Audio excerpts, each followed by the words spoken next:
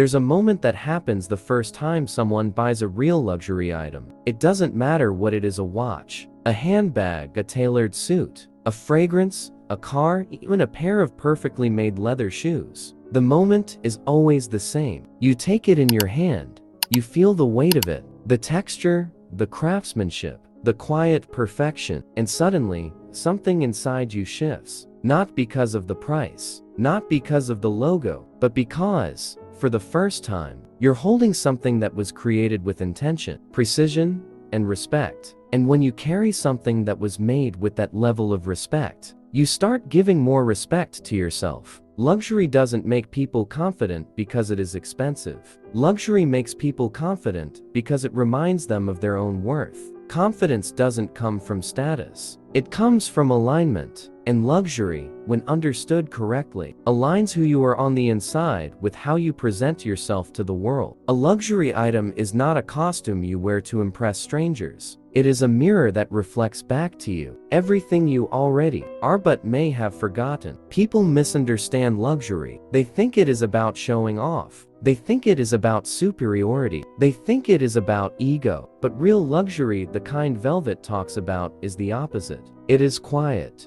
It is internal. It is psychological. It is powerful because it influences how you walk, how you speak, how you sit, how you behave. It elevates your inner world first, and your outer world second. Think of the person who puts on a perfectly tailored wool coat made in Florence. The shoulders fit without effort. The fabric drapes like water. The buttons are hand-carved. The stitch lines are invisible unless you know where to look. When they walk down the street, they don't need to tell anyone they're wearing something special. Their posture does the talking. Their calmness does the talking. Luxury changes how the world sees you because it first changes how you see yourself. And this effect is ancient. Humans have always connected objects with identity, not materialism, but meaning. Warriors carried swords engraved with symbols that reminded them of honor. Royal families wore fabrics dyed with rare pigments that represented dignity and power. Even philosophers carried items crafted by artisans, because craftsmanship symbolized clarity of thought. Luxury has always been tied to psychology,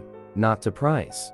But what makes European luxury especially confidence boosting is the heritage behind it. When you wear something from Hermès, Chanel, Dior, Patek, Celine, Loro Piana, or Louis Vuitton, you are wearing more than an item.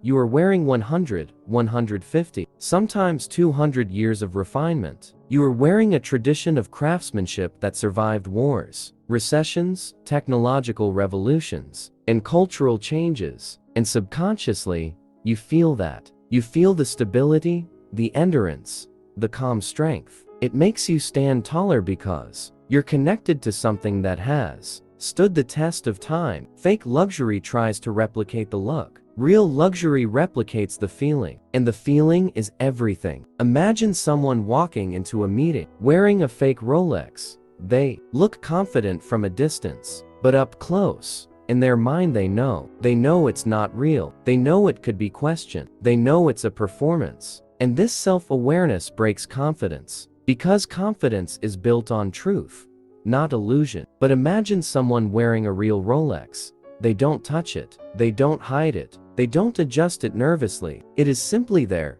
part of them, quiet extension of their identity. This calmness is confidence. True luxury is not about attention. It is about assurance. And Europeans understand this deeply. That's why European luxury culture is quiet, subtle, and understatement-driven. Old money families in Europe rarely wear large logos or flashy designs. They wear pieces with history, not noise. They carry bags that only connoisseurs recognize. Their jewelry is minimal but flawless. Their confidence does not compete with the world, it exists independently of it. Americans often treat luxury as a performance. Europeans treat luxury as a personal language. This is why luxury strengthens confidence more in Europe than almost anywhere else. Imagine sitting in a cafe in Paris wearing a bag that took 20 hours to handcraft. You don't feel loud. You feel prepared. You feel aligned. You feel refined. And when your external world reflects your inner self, confidence becomes effortless. The psychology behind luxury confidence is not shallow, it is scientific. Humans mirror their environment. When you wear something refined,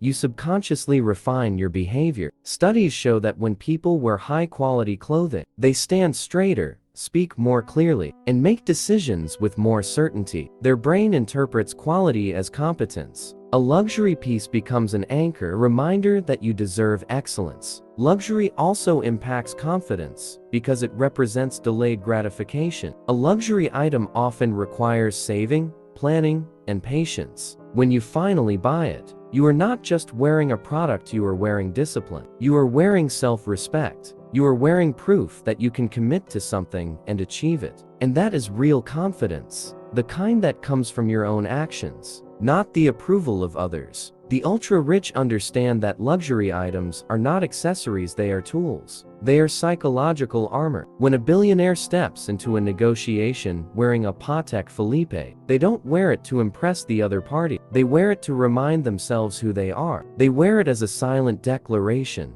I respect myself enough to surround myself with excellence, and the world responds to that energy. Luxury also boosts confidence because it creates a sense of belonging. When you carry a Hermes bag, you are connected to every woman who has carried one before you. CEOs, artists, royalty, innovators, icons. When you wear a bespoke Italian suit, you belong to a lineage of people who value precision and elegance. Luxury places you in a psychological tribe, not of wealth, but of taste. Luxury says, I choose quality, I choose detail, I choose excellence. And when you choose excellence in one area, your brain begins to expect excellence in all areas. Confidence grows in that space, in that mindset, in that environment. Luxury also creates confidence by giving you control. In a chaotic world, owning something perfectly crafted gives you a small piece of stability, something that doesn't break easily, something that doesn't wear out fast, something that survives time. When life feels unpredictable, luxury items give you something constant. A watch that ticks with precision, a bag that lasts decades, shoes that mold perfectly to your feet. These become anchors, reminders that not everything in life must be rushed or disposable. Luxury makes people confident because it represents the opposite of insecurity. Insecurity is loud. Confidence is quiet. Fake luxury is loud. Real luxury is quiet. Luxury's confidence also comes from identity. When your outward appearance matches your internal standards, you feel coherent. You feel integrated. You feel whole. This is why luxury is not about money, it is about self-expression. Someone wearing real luxury rarely tells you they're wearing luxury. They don't need to. The confidence radiates naturally, and that brings us to the final truth. Luxury does not give you confidence. It reveals the confidence that was already inside you. Luxury is not a creator of identity, it is a magnifier. If you are insecure, luxury hides nothing. If you are confident, luxury enhances everything. The world of velvet will always remind you luxury is psychological before it is physical. It is emotional before it is material. It is internal before it is external. And once you understand this, you become someone the world notices without ever trying. And if you want more deep, elegant, psychological dives into the world of true luxury, remember to subscribe to Velvet because confidence isn't just worn, it's lived.